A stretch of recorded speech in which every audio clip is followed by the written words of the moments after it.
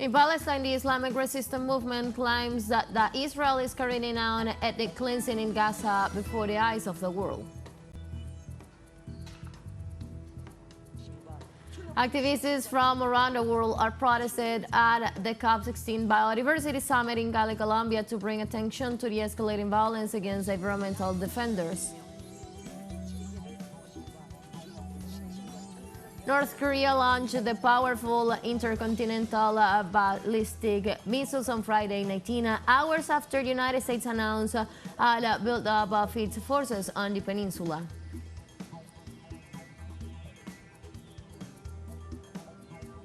Hello, welcome to From the South. I'm Ana Marrero from the teleSUR headquarters in Caracas, Venezuela. We'll be with the news. Stay with us.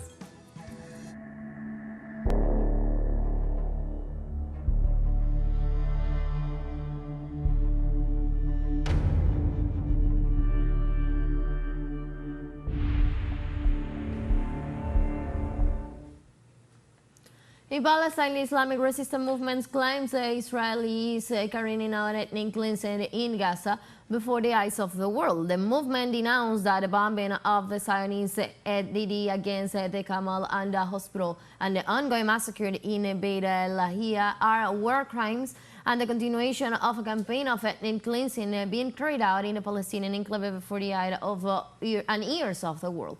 They further explained that the bombing of a hospital full of sick and wounded, as well as the bombing of densely populated neighborhood, are another expression of Israeli fascism and extremism supported by the United States and the silence of the so-called international community.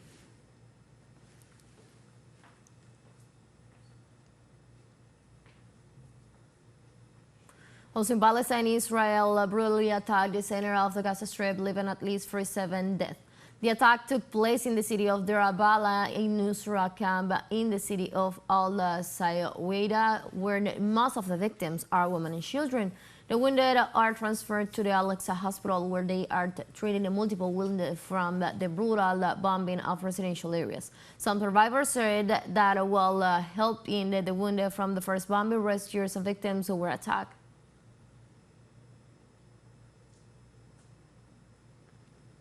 In Syria, the government reported a new Israeli aggression that kills at least 5 civilians in the province of Homs, located in the center of the nation. According to the authorities, other citizens were injured after the Zionist regime in Tel Aviv carried out a systematic attack that targeted several residential buildings and an industrial area in the city of Qusayr. The Syrian government also reiterated that the occupation shelled the Mutaribab water crossing with Lebanon, killing 3 people.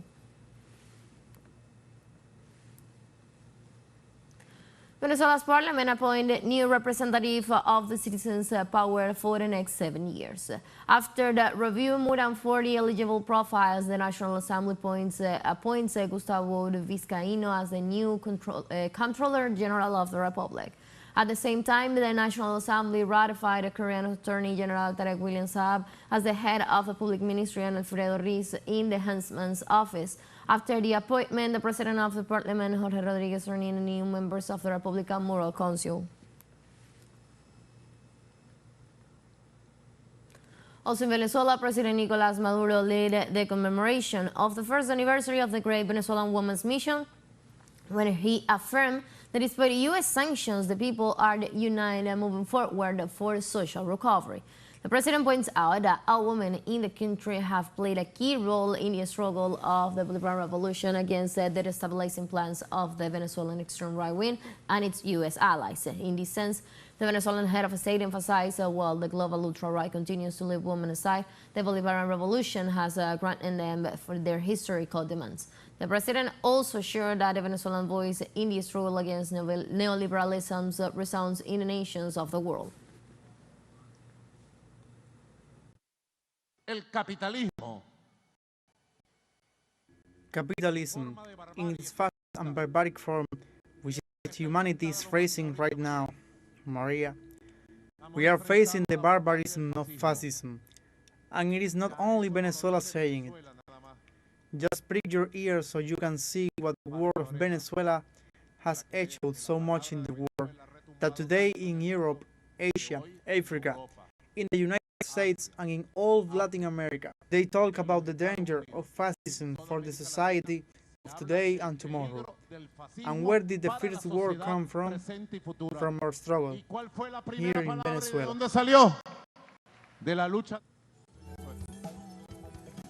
We're going to take a short break, but first remember that you can join us on our TikTok account and also see us on the special segment we have in our program From the South about the U.S. presidential elections 2024, 1930 Quito time, and 2030 Havana, Venezuela, Caracas, and New York.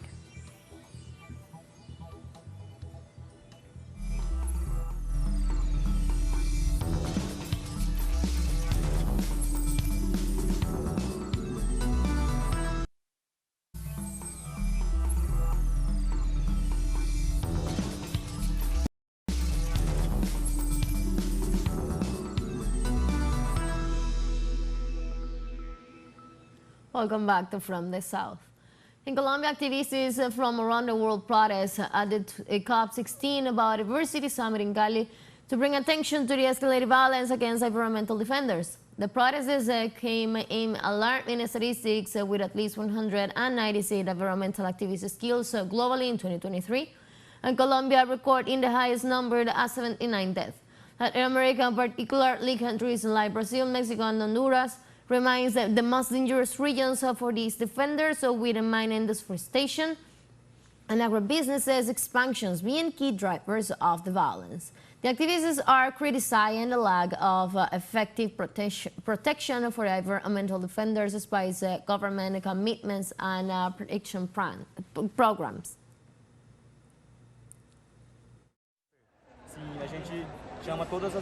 We call on everyone who supports and defends the territories and the forests to stand with us, alongside indigenous peoples. We haven't just started protecting the forest, we have been protecting it for centuries. Our ancestors dedicated themselves to safeguarding the forest, and now we, as youth, are facing a moment of crisis. Duarte obtained 62 votes in favor, 23 against, and 7 abstentions. The executive's proposal comes under the guise of providing support before, during, and after the Asia-Pacific Economic Cooperation Forum Summit. During the debate, several parliamentarians criticized the results as a possible attack against Peruvian sovereignty. Que se van a utilizar esos militares norteamericanos para reprimir al pueblo peruano?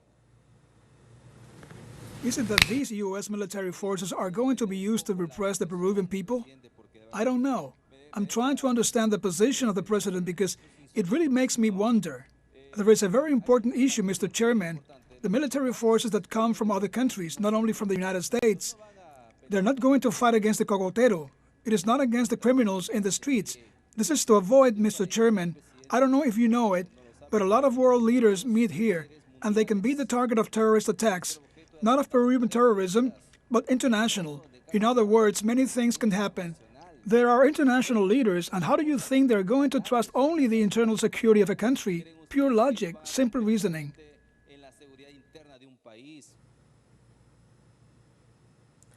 Congressman Guido Bellido rejected the draft resolution as he considered it to be an attack against Peruvian sovereignty.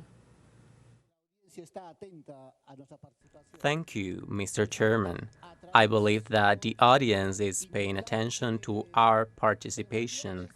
I would like to say through you, Mr. Chairman, that in fact, it is unnecessary to have 600 Marines entering our national territory, since the country has military forces and also the national police.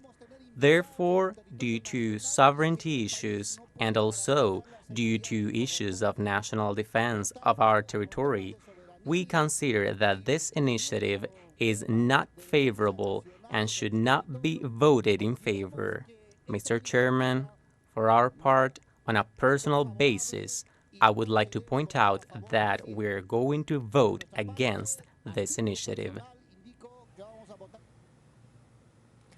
On Thursday, the Brazilian court sentenced to prison the 2 murders of iconic LGBTQ+ activist and consular woman Marielle Franco, after a two-day trial over a crime that shocked the country. Two former military police officers, Rolelisa and Elcioro Quiroz, have confirmed to have killed the Rio de Janeiro politician, her driver Anderson Gomez, in a shooting on March 14, 2018.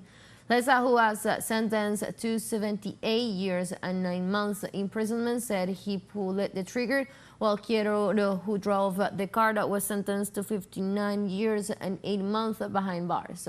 After having received the popular jury decisions, Judge Luciana Glioch pointed out that justice sometimes is slow to come, but it does come. As part of the reform of the judiciary in Mexico, hundreds of judges and magistrates declined their rights to stand for elections next year. Antonio Aranda, our correspondent, brings us the details about the situation. The Senate of the Republic received the resignation of 845 judges and magistrates in addition to 8 ministers of the Supreme Court of Justice who declined to participate in the election by popular vote for these positions in 2025.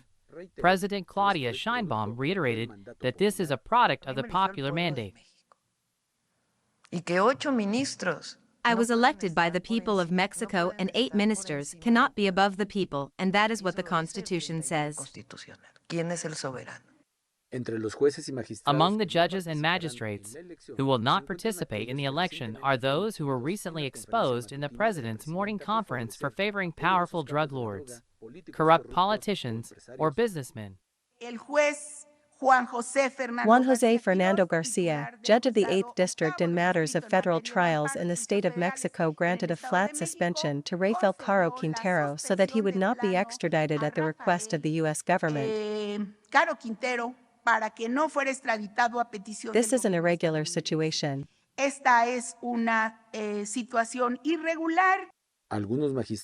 Some magistrates and judges acknowledge that for decades they had been out of contact with society. This lack of communication with the people and the population was because we were identified as impartial. Nobody knows me. I solved the case. I solved the fact. That is why we did not go out to the streets. We considered it unnecessary. Others, despite recognizing that they have advantages, decided to decline in order to receive a significant compensation. All of us who declined are going to be compensated. Although, of course, at the school level our experience and our track record would give us a plus for the election.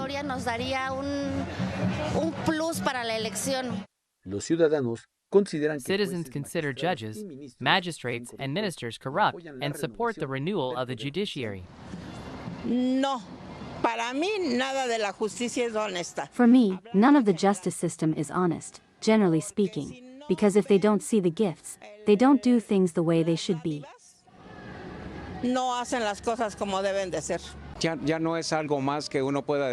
We can no longer assume that something is going to happen according to the law. We are going through a negative experience. Where my daughter was injured in the knee, and we have not been given an answer. The 3 evaluation committees for the selection of nominations have already been set up, in which the executive, legislative, and judicial branches of government are represented. Let's take our last break, but before we invite you to visit our YouTube channel at teleSUR English, where you'll be able to watch an interview, sub-stories, special broadcasts, and more. Subscribe and active the notification bell to stay up to date on the world's most recent events. Un financial break, don't go away.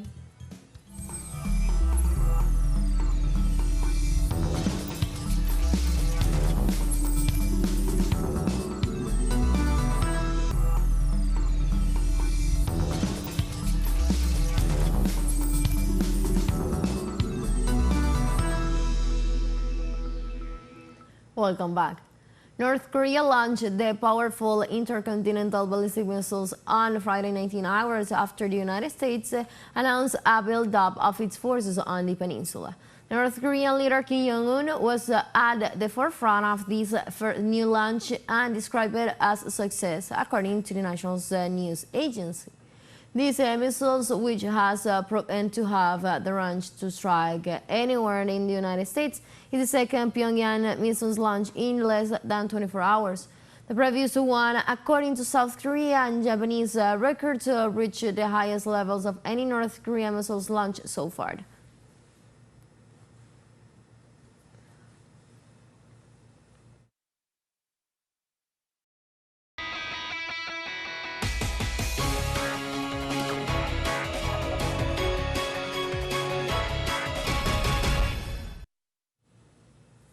In the United States, with only 4 days to go before the elections, to choose the next president, the technical tie between Democrat Kamala Harris and Republican Donald Trump remains.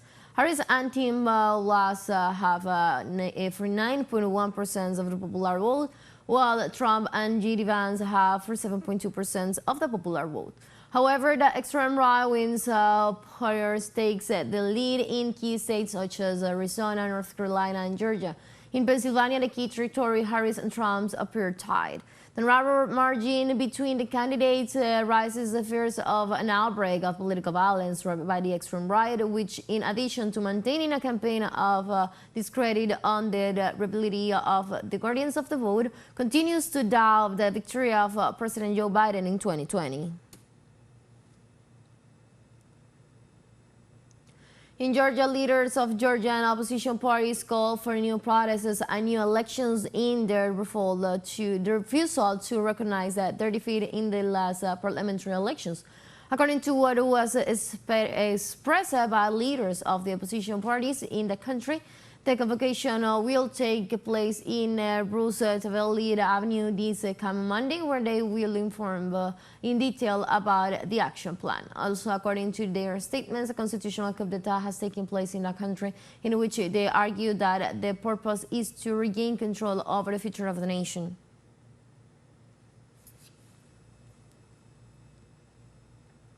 The Uruguayan elections confirmed that the presidency will be defined in a ballotage on November the 24th, and that third is a new parliamentary confirmations, a new party called Sovereign Identity. Let's see more details. Joy and celebrations in the streets of downtown Montevideo. This was the post-electoral atmosphere in which the followers of the Uruguayan Sovereign Identity Party celebrated their entry into the Chamber of Deputies with 2 representatives. Led by Gustavo Sal, this small sector with no territorial structure reached a position that could be key for the coming years. Militants say that the people recognize the role of their leader. We find receptivity in the people, except in very, very isolated cases. Nobody rejects a list from Sal. Nobody rejects a greeting from Sal. In other words, the other way around, they come looking for him. We have had a very good receptivity from the people. I think he communicates the idea well, regardless of whether people vote for him or not. The leader of Sovereign Identity is named Gustavo Sal. He is a lawyer, and his figure has gained notoriety in recent years for his critical stance towards international treaties, his skepticism about climate change, and his rejection of gender ideology, the 2030 Agenda, health policies, and vaccination plans against COVID-19. He also denounces corruption and drug trafficking.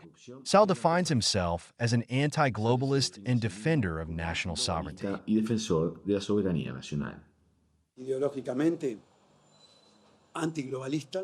I consider myself ideologically anti-globalist, anti-oligarchy, a man seeking national sovereignty.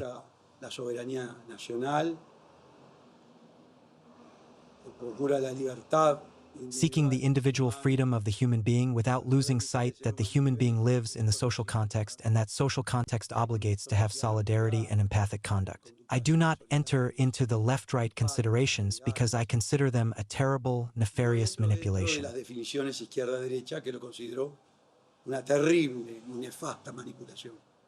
Although the left with the broad front achieved an absolute majority in the Senate, no party has an absolute majority in the Chamber of Deputies. This makes the 2 sovereign identity votes key players. Sal explains on which issues it is willing to collaborate and on which it will maintain its independence. This is very simple. The macro-political issues of obsequiousness to the international oligarchy are agreed by the broad front and the multicolors. They do not need us.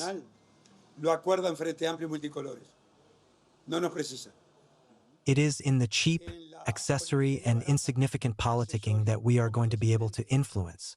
Unfortunately, this is so. Analysts agree that the role that this party will play in the next legislature will be relevant.